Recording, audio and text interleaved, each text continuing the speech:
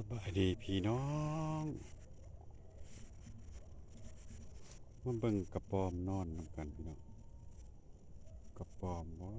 กระปอมอยู่หน้าอยู่สวนนอนหัวซักลงนี่ต้นนี้อีกเห็นบ่พี่น้องกระปอมพี่น้องเอิ้นอิหยังกิ้งก่าบ่อยู่นี่บีกระทิ่งนี่ต้นนี้แม่นงูว้าวอุดมสมบูรณ์อันนี้พี่น้องเห็นบ่พี่น้องง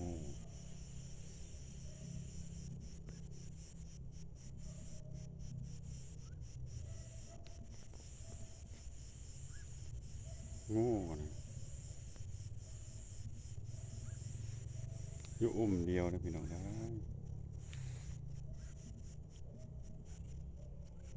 บ่ได้ตัดต่อนะ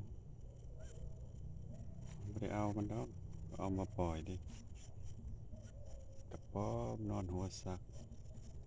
นอนอีกคนละฝากนี่ตัวนี้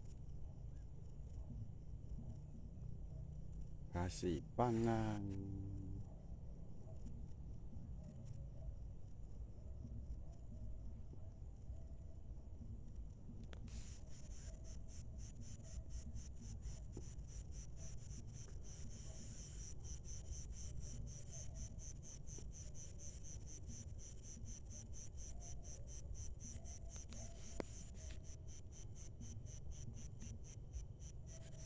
ภาพเบิ่งบรรยากาศยามค่ำคืน